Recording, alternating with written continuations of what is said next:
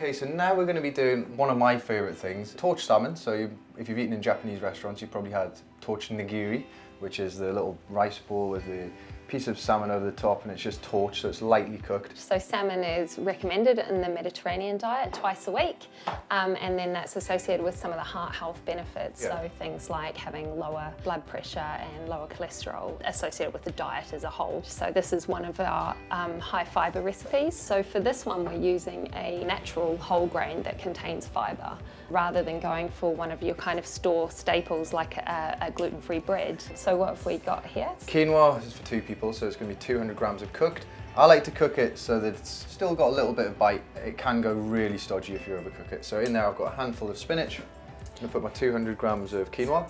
Bridget told me that we should not peel vegetables to attain more fibre. That's true, right? Yeah, so just keeping on the skin on your different types of vegetables, so things like courgettes, carrots, aubergine, that type of thing. If you can keep the skin on, then that just gives you another type of fibre.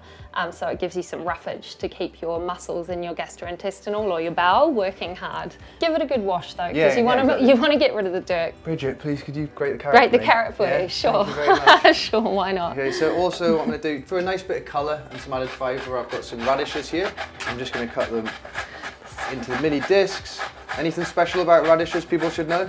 It's a low FODMAP type of vegetable, Yeah. adds a nice peppery crunch to things. Again, it's adding another colour into your dish as well. In terms of fibre, it's just adding to the fibre of the dish really. They're not particularly high in fibre, Okay, but right. they are another vegetable source. I think so. Then I'm going to add, you may be familiar if you've eaten Japanese places at all, I'm using wakame seaweed, which is dried. Everyone's familiar with nori, which comes on the outside of sushi, but this is a dried wakame. And all you do is soak that in warm water for just a few moments, and it ends up like this. Lovely. You think that much would end up like that much. See? Okay, so it's adding kind of fibre in the same kind of way that spinach is. It's just a bit more interesting and adding an Asian flavour. Yeah, definitely. And wakame is one of the things that is kind of moderately high in FODMAP. So you're allowed it on a low FODMAP diet, but in a kind of balanced amount. Right, so okay. the fact that it's kind of half wakame, half spinach makes this still within the balance of a low FODMAP diet. Right, so we're going to use for the dressing, and don't forget, check below for ingredients lists. I'm going to use soy sauce, about a tablespoon. Okay, so this is where we're getting the salty flavour from. So soy sauce is quite low in sodium actually, even though it gives you that nice salty Is that right? punch. Yeah, so it's quite a good salt replacer to add into dishes.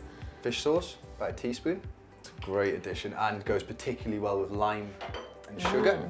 And I'm going to add a squirt of lime juice as well, which I think pretty much always needs to go with fish sauce just because it's quite harsh, and this is just offset it perfectly. So in here we've got the quinoa, which is, it's a whole grain, naturally gluten-free, so naturally wheat-free. So it's a really good thing to be using when you're following the low FODMAP diet, because one of my main concerns is that when people take wheat out of the diet, fibre intake goes down. So replacing wheat with things like quinoa that are whole grains is a really good way to maintain that fibre while following the diet. Sure. I needed some sweetness, so I've added a little bit of golden syrup, but you could use some palm sugar or brown sugar as well, that would be fine. Yeah, so sugars are low FODMAP, so they're allowed on the diet. Cool.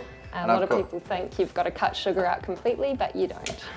And we've got a little bit of sesame oil, and also I like to use is just a little bit of tahini.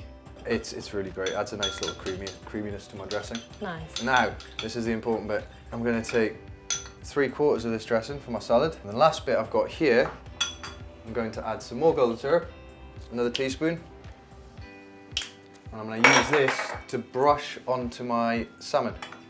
Give that a quick mix. And this would be like something that you could make in advance and take for lunch. Absolutely, so yeah. Put it in This a is sort of lunchbox. I would do this for my daughter at school. So getting prepared. Yeah. Fish doesn't need to be marinated that far in advance. It's not like, you know, lamb or beef, which needs a lot longer for the flavours to permeate. Give it 20 minutes. So just to finish off the salad, I've added about 150 grams of bean sprouts. Bridget's going to add in the grated carrot. And now comes the fun bit. I'm using a blowtorch. Like I said, you could use a grill, metal tray, and that sugar is just going to help to caramelise the salmon as well. As you can see, we're just starting to get some nice little caramelisation on the top of the salmon. I'm going to keep going for a minute or two, just to start cooking the salmon through a little bit. So sort of halfway through, like the same way you would with a seared tuna steak.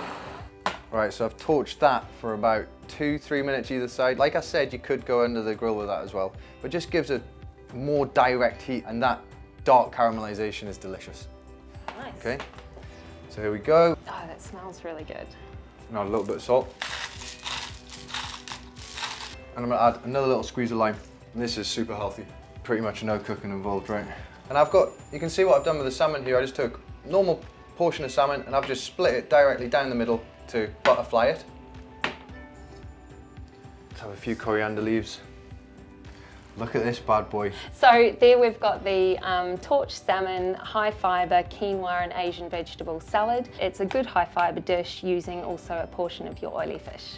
Nice one, let's get some of that mayo in there, let's tuck in. Check below for how to make my homemade mayo.